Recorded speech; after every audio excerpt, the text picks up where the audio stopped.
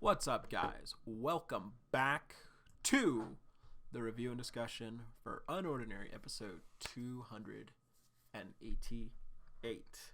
So, yeah, this was the last episode that Uru released before going on the holiday break for UnOrdinary. So, Uru, I hope you had a good break. But yeah, so lots to discuss about this episode. So, let's go ahead get right into it because you guys have waited long enough for this review and discussion. Sorry it took so long. But here we go. So, episode starts out with Caden successfully sneaking into basement level 3 of the lab and the facility, and then gets to the lab room and ambushes the guy, the researcher, scientist dude who's looking after John and Sarah as they're going through the recovery machine. Fucking Blake's dad. Just like sneaks up behind the guy, choke holds him and everything. Caden is truly him. So he then just looks over the equipment that they'll be taking over before looking at John and Sarah. And then we cut to Agent 23 and the girl, who are alerted to the unconscious person that Caden originally ambushed to get their lab coat. So they're on to something there. Agent 23 goes to investigate and tells the girl to go to the lab. So she arrives, and John and Sarah are at 98% completion for recovery. So she runs into Caden and just asks, like, hey, have you seen anything suspicious? And he's like, no, I'm good, bro. Like, I ain't seen nothing. And she's just like, okay, well, we have to keep an eye on her. Like, I'm here to protect you, like, because, you know, she's got a few tricks up her sleeve. And Caden's like, oh, cool, thanks for the warning. But he is just like, crap, like someone else is here. Anyway. She then begins to question Caden about the device and about the recovery process and everything. And she quickly catches on that Caden isn't supposed to be in here because Caden can't really answer any questions, just basically gives non-answers and kind of avoids answering it in full. So she catches on him, and then she just fucking pulls out a giant, massive purple phantom smoke cannon, grabs Hayden, squishing his head and lifts him off the ground, and she does even confirm the conversion worked. Now, I'm pretty sure that this is the dead as hell dude's ability, based on the color alone. It was, like I said, it was a purple smoke, and he had purple hair, so yeah. But luckily, Sarah wakes up immediately and knocks the agent girl back. So John gets up too, activating his own ability as we see his eyes light up. John then looks at her and even points out that something is wrong with her aura because he can't get a proper read on it. Her aura and her ability aren't matching. So, does this mean that John can't copy converted abilities? We'll have to wait and see, but right now I'm honestly thinking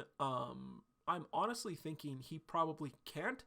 Seeming as how, based on that information alone, John pointed out that her aura isn't the same as the ability she was using. So maybe they can still use abilities, but their aura remains unaffected, or who knows? We'll have to wait and see, honestly. Then again, it is... Wait, was it ability convert? Yeah, it was ability. I believe the actual name is ability converters, not aura converters. So who knows? We're going to have to wait and see. But based on that alone, it seems like the aura of the user doesn't really change, but the ability does. Anyway, so we're going to have to wait and see on that. Meanwhile, Agent Girl is still conscious, and Sarah realizes that they must have been onto them because and deduces successfully that Oren didn't give back their full abilities. So there's that. She tries to warn John and Caden, but Agent 23 gets back in the nick of time and attacks with the eye shards as they're headed straight for them all. But before they can attack, John successfully blocks them before he can hit, and he's clearly pissed to see Agent 23 as the two of them just stare off. And he just leaves us off with a you. So, big question. Is John going to reactivate his full ability? I think so. I think it's very well possible. So when talking with Caden, we'll call her Agent 24, she mentions that the disabler does close a user's aura channels. And this is also something that John mentioned back when he woke up in episode 265. His aura channels had been completely closed off to him.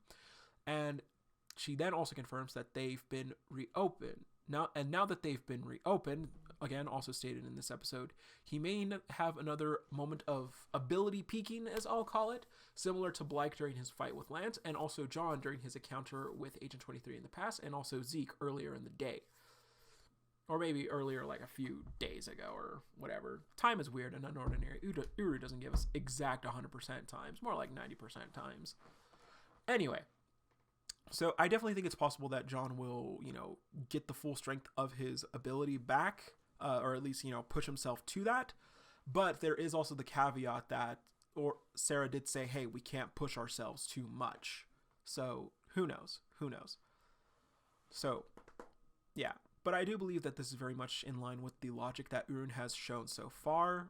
So I definitely think it's possible. Who really knows for certain? Now, something I was also wondering, are John and Sarah at full strength, or are they at least a bit farther along than full strength? Now, the reason why I asked this, when Sarah attacked Agent 24, when she attacked Agent 24 and hit her seemingly straight in the head, I noticed that she did a lot more damage to Agent 24 than Zeke did to a cripple John in episode 285. John was only bleeding a little bit from that headshot, whereas the girl, granted she was also knocked into a wall, but still nonetheless, her whole head was bleeding and she got dealt quite a bit more damage from Sarah.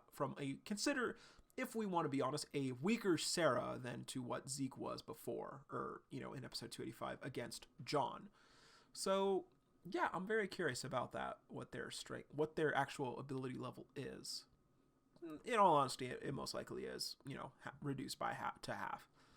So, we'll have to wait and see until episode 289 comes out later today. And, yeah, it's a very solid chapter overall, though a bit short. I guess that's kind of evident by the fact that this review and discussion is, only about 7 minutes long. But overall, I think it's still fairly well set up, and, it's nice to see, some other little not Easter eggs, but, other little eggs hatching that we've seen with the conversion stuff, more stuff about abilities, and we got a little bit more about the recovery machine too.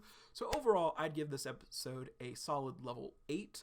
Honestly, I do think that the episode we're about to get, episode 289, though, is going to be a hell of a lot crazy and a much higher rating than this one. So, with all that being said, guys, let me know what you guys thought about the episode down below in the comments. And as always, see you, Space Cowboy.